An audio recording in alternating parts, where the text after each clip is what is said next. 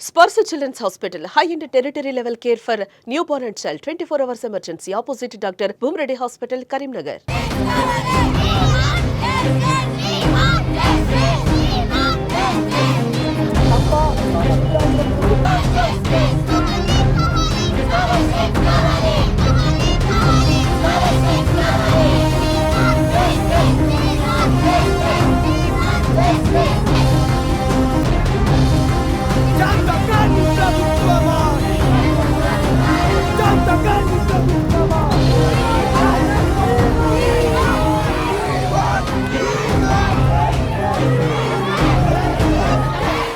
విద్యార్థులు ఈ విధంగా తెలంగాణ రాష్ట్రంలో రోడ్డెక్కే పరిస్థితి ఎందుకు వచ్చిందంటే ఈ రాష్ట్రం లోపల విద్యాశాఖ మంత్రిగా ఉన్నటువంటి రేవంత్ రెడ్డి గారు రాష్ట్ర ముఖ్యమంత్రి గారు అన్ఫిట్ అని తెలుస్తా ఉన్నది.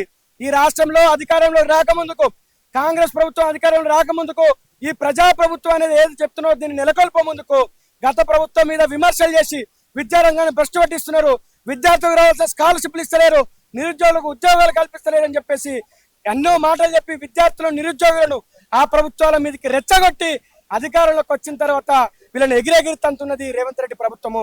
విద్యార్థులు నిరుద్యోగులు తలుచుకుంటే ఏ ప్రభుత్వాలు కూడా మనుగడ సాధించలేదు. ఇప్పటికైనా నువ్వు చెప్తున్నట్టుగా 3,04,000 కోట్ల రూపాయలలో వెంటనే 8,500 కోట్ల రూపాయల రీఎంబర్స్మెంట్ స్కాలర్షిప్లను విడుదల చేయాలి, లేకపోతే నీకు చేత కాకపోతే వెంటనే రాజీనామా చేసి వెళ్లిపోవాలని చెప్పేసి సందర్భంగా ఏబీపీ డిమాండ్ చేస్తున్నది. లేకపోతే రానున్న కాలంలో ఏబీపీ నాయకత్వంలో విద్యార్థి సమాజాన్ని ఏకం చేసి నీ ప్రభుత్వం మీద యుద్ధానికి శ్రీకారం చూస్తాం. ఖచ్చితంగా జైళ్ళకైనా వెళ్తాం, జైలు బరో కార్యక్రమాలు పెడతాం, జైలు గోడలను బద్దకొడతాం. నీ యొక్క ప్రభుత్వాన్ని నేలకూల్చే వరకు, రాజకీయంగా నీకు పుట్టగతులు లేకుండా చేసేంత వరకు విద్యార్థి సమాజానికి నాయకత్వం వహిస్తూనే ఉంటాం. మీ యొక్క ఉద్యమాన్ని ముందుకు తీసుకుపోతాం అని చెప్పేసి నీ యొక్క ప్రభుత్వానికి 20 నెలల కాలం అయిపోయింది, హనీమూన్ పీరియడ్ అయిపోయింది. ఇప్పటికైనా డైవర్షన్ పాలిటిక్స్ పూటకో నాటకం వేయకుండా ఇప్పటికైనా పాలన మీద దృష్టి పెట్టాలి. విద్యారంగానికి రావాల్సినటువంటి నిధులను కేటాయించి విద్యార్థి సమాజానికి నిరుద్యోగులకు ఉద్యోగాల నోటిఫికేషన్ ఇచ్చి నిరుద్యోగ సమాజానికి నువ్వు న్యాయం చేయాలని చెప్పేసి ఈ సందర్భంగా డిమాండ్ చేస్తున్నాం. మాచెల రాంబాబు, ఏబీపీ రాష్ట్ర కార్యదర్శి.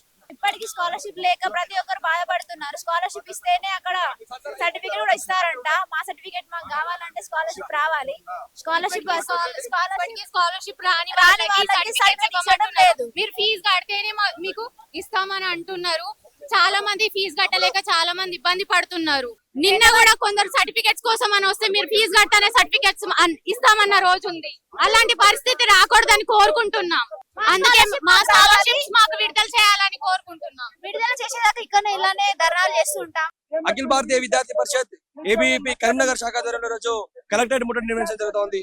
ఏదైతే తెలంగాణ వ్యాప్తంగా దాదాపు 8,700 కోట్ల ఫీజు రియంబర్స్మెంట్ స్కాలర్షిప్స్ లో పెండింగ్ లో ఉన్నటువంటి కారణంగా ఈ రోజు పేద బడుగు బలహీన గిరిజన మైనార్టీ విద్యార్థులు చదువుకోవాల్సిన పరిస్థితి లేదు.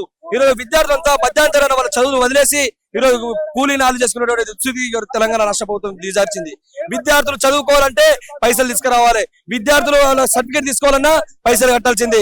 ఈ యొక్క రేవంత్ రెడ్డి సర్కారు విద్యార్థులను పూర్తిగా విస్మరించి విద్యారంగాన్ని తుంగలో తొక్కుతూ విద్యార్థులకు చదువులు వద్దని చెప్పేసి ఒక బానిసలుగా ఒక కూలీలుగా వాళ్ళందరూ తయారు చేస్తూ కేవలం ఓట్ల రాజకీయాలకు మాత్రమే హామీలు ఇస్తూ విద్యార్థులకు స్కాలర్షిప్స్ ఉద్యోగాలు అన్ని ఇస్తామని చెప్పేసి నామ మాత్రము పేపర్ ప్రకటనలు చేస్తూ మీడియాకు చెబుతున్నారు తప్ప ఎక్కడ కూడా హామీలు ఇచ్చినటువంటి ఒక్క హామీ కూడా ఇంతవరకు కూడా అమలు కాలేదు.